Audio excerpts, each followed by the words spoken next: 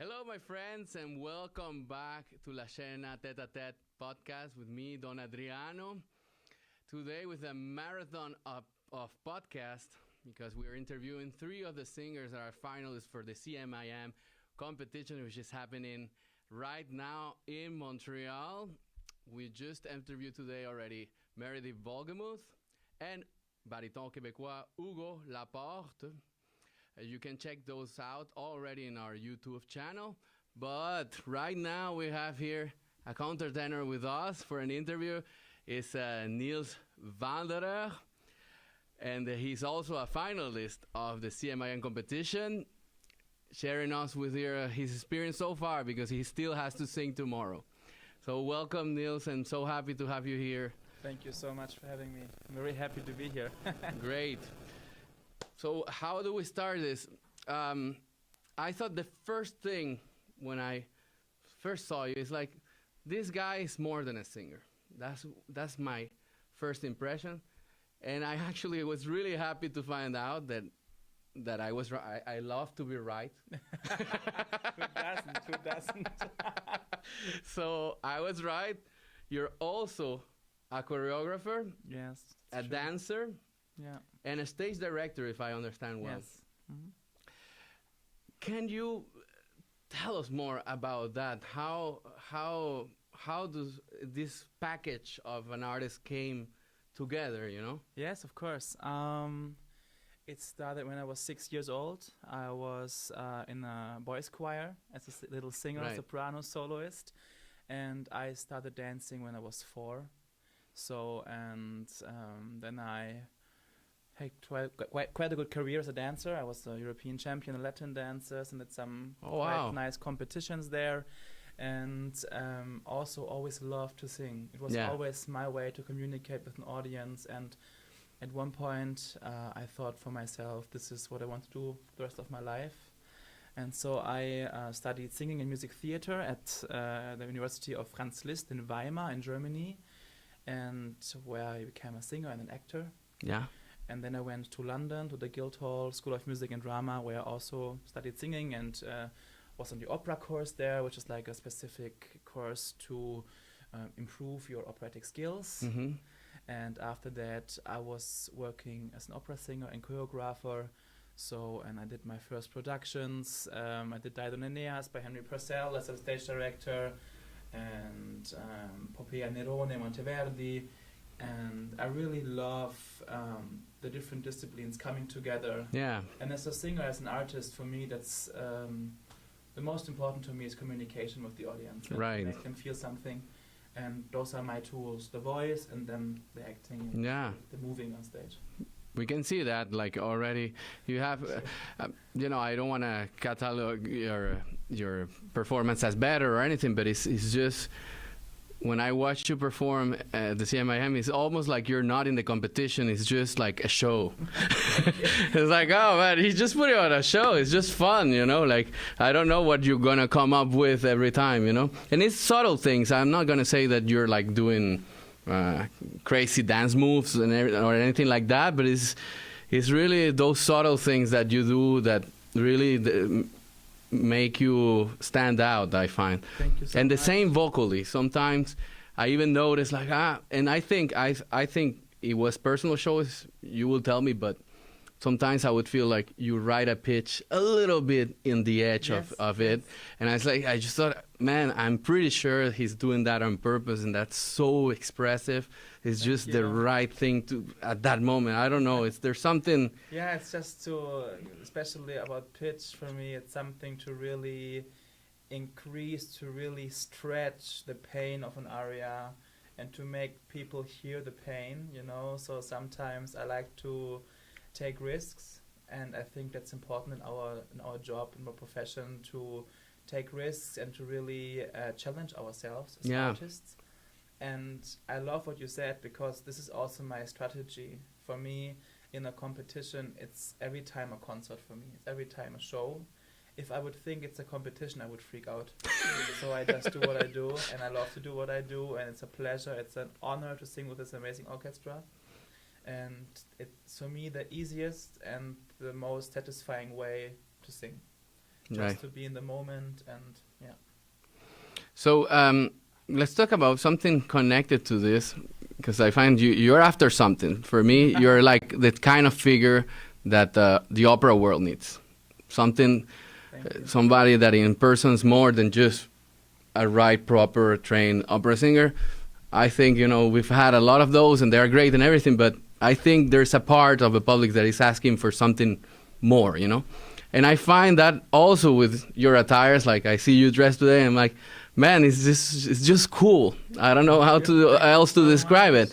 And is there something you pay? Is clearly you pay a special attention Yeah. to what you're wearing. I always loved fashion, and I always loved the way, the chance to express myself through fashion. I never want fashion to wear me. I want to wear the fashion, Mhm. But I think it is something which can really make the last 2% of a performance. It can really set the setting for the people. It can create an emotion. I mean, if I sing horrible, the outfit will not change it. But sometimes an outfit can give you a nice introduction into a piece, and Yeah. you feel like Julio Cesare if you wear this jacket, and you feel like, okay, now I'm the king. It helps. And for me also, I feel like I have a responsibility for the audience. I want them to enjoy my show too. And I have to tell you, it's a secret, but Montreal has the best food ever. I gained at least 5 kilos, and my jacket nearly didn't close, so I had to go on a diet for 2 days, only eating soup. And I'm For not real? joking. I have the best host mother here. Shout out to Ursula. And I really got fat so well that I got fat. So I had to lose at least a pound to be able to wear fit my in the jacket. clothes. So yesterday was Quite a fit. really too. good, and I fit into it. That's what? Oh, that's such a great story. No, I but wouldn't have guessed that. I'm completely happy with that. I mean, But coming back to the dress, don't you feel like in general for this is a little bit aside the point of singing and all that, but don't you feel like men in general for performance on dressing well it's kind of boring, Like what do you wear? The jacket and the pants and that's what I find fun about even yesterday, like what you came up with. I don't know how to describe it. It's a jacket with the pants, but the jacket kind of look in a certain I would say baroque oriental aesthetic, Yes. if we have to describe it, but I got it from China. okay. I was singing a concert there, and it was a present of those people there, and I love it. It's very light. It shapes the body well. I love the gold. I love that it's not too much. I think it's not like a costume. It's still me wearing my suit. But for me, I never was interested in smokings or something like this. That's maybe a man who wears a smoking is always looking good.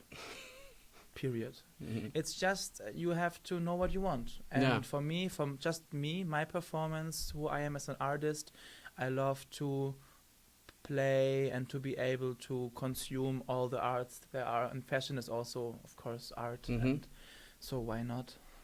So going back to voice, I think sometimes it's good to ask the obvious questions.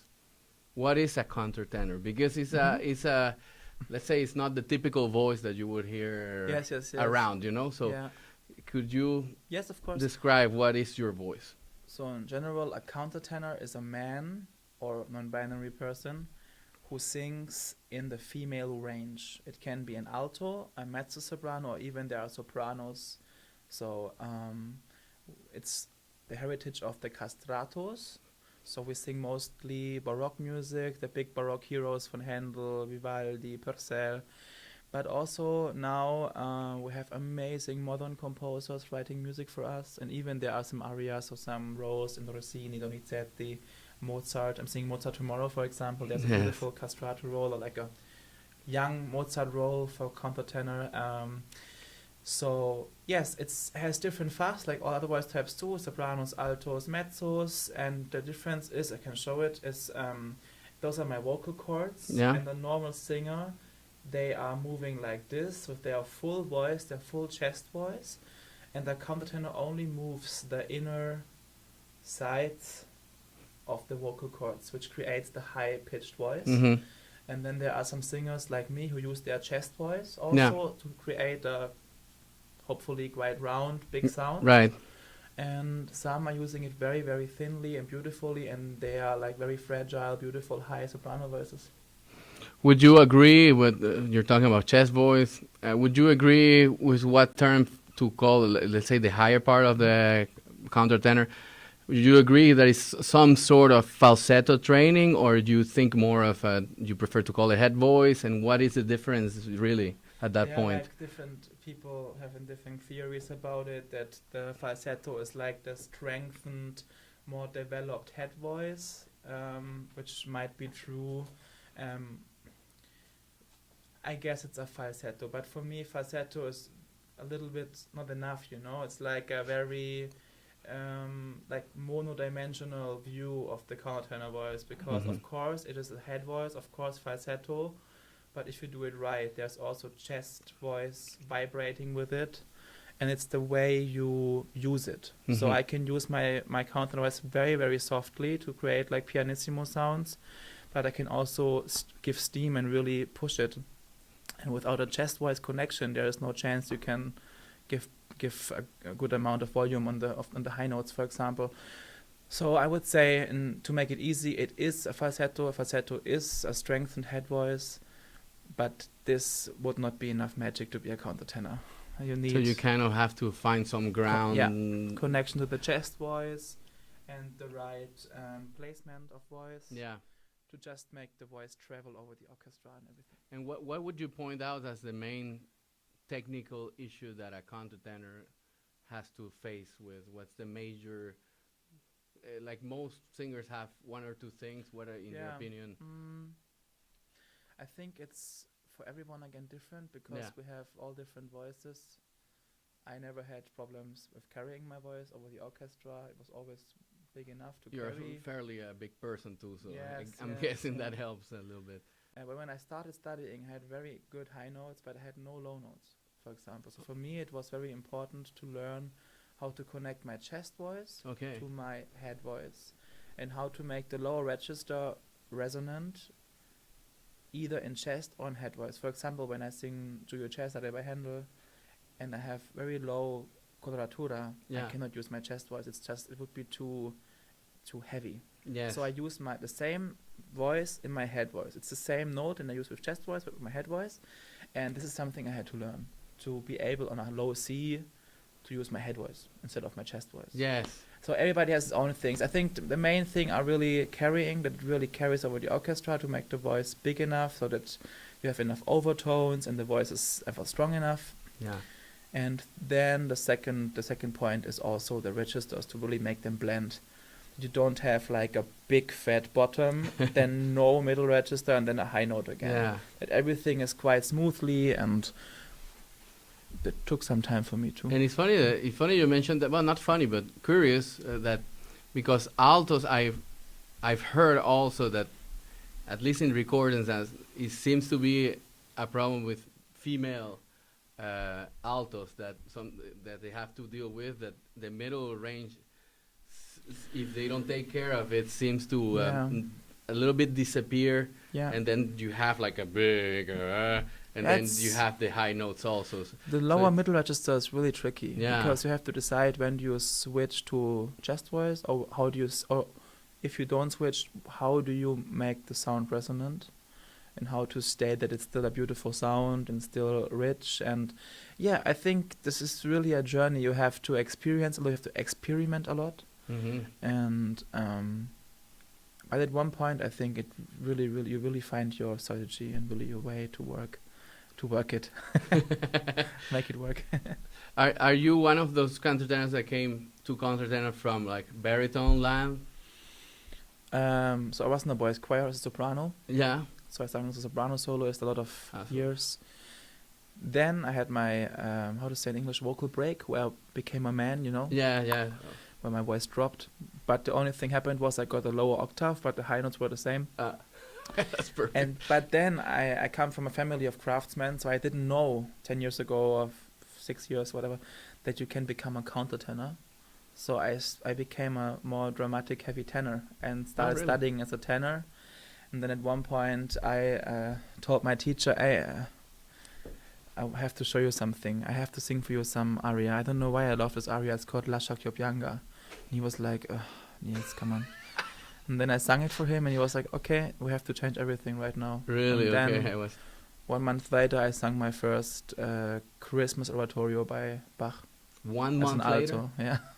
It was crazy. But Wow. it was so natural to me, this voice. It is my natural voice. It was so natural to me that all the problems or difficulties I had with my tenor voice disappeared immediately. Like, I was able to sing repertoire. I could start to sing roles, and it was really very attractive to me to sing as countertenor. So I'm guessing before you sang La Shakyobyanga, excuse me if I laugh sometimes, but I just find it like, what? Before you said that La Shakyobyanga, I'm guessing you were singing what, Infernal Land or something Wagner like that? I sang a lot of Lied and operetta, and then I did My Fair Lady, West Side Story, and then of course I had to look into some young Wagner stuff, because I was a low tenor. I was more like a high baritone, but I had the top notes. Yeah. So, and of course it's attractive to a teacher to maybe be able to have the next Wagner tenor or whatever. Yeah. So of course. And in Germany, I guess. Yes, and I'm German. I'm German. That's also like not bad. And I have to say, like, I'm not completely sure if maybe one day I will switch again. Maybe like in 20 years, 15 years, if I feel like that. But right now, this is what makes me completely happy, what fulfills me, and where I can be 100% my own artist, who I want to be. Great. I had a question about a song that is, we can say, viral in YouTube standards, that you collaborated with, is it the name of the band Bangers? That's what I understand. Yeah, it's a German band called Rosenstolz. It's a very famous German pop band, and their production company is called Bangers, which is a really funny name. It's like, how did that happen? Like, and is that by the way, for the audience that don't know that, it's like it's a single that was released by this pop, I would say, pop, industrial pop, I would call it, with Nils singing a little bit in a pop way, but then in a classical after. Yeah. And I'm wondering if this kind of collaboration is something that you still see yourself doing in the future. So for me, I have no boundaries. Yeah. Like, music is music, singing is singing, and I have my preferences. But for me, I really love pop music. I love modern music. I love house. I love techno, and I love to produce my own music. And that's something I really love. I'm an ambassador of the German AIDS Foundation, and I do concerts for them. I sing at opera galas. I help with projects. We supported to build a hospital in Africa and so on. And I know Peter Plate, who is the producer of the song, and I told him I really want to make a pop song. And if we make a pop song, I want every cent to go to the German AIDS Foundation. And he was like, okay, let's do it. And overnight, we had like 80,000 views or something on YouTube. That's what I said. Yeah, it was really good. And now we're continuing. I have already new songs. There's next month I will release a orchestral and piano version of St. Petersburg, and I will sing it also now in June in Berlin at the Schiller Theater. And I'm really much interested, shout out to all the producers, to make more music like that. I really love the mix of electronic music and the countertenor voice, but also my low voice. I like to do both there. So yeah, because I mean, what I like really, the most I like about the video is that you actually show a little bit of skill in pop singing also. Yes. So it's not just a countertenor, but it's really the mix of both. Yeah. And actually, I have an idea for you. Okay, I'm ready. For a song. Is the song you sang yesterday, what is it called? The Cold Song by Henry. That, if you do a remix with... There's already an electro version. Yes. I just wait to release it. Yeah. There's the electro version of this one, and I have one of Dido and Aeneas, Dido's Lament. Yes. And one of Music for a While by Purcell. And also I have one remix of the Oblivion Suave, the last piece I sang in the first round, the sleeping song of Arnalta from Popea. And I love it. Really, yeah. I didn't know this. I wasn't setting you up. I guess somebody's a professional here.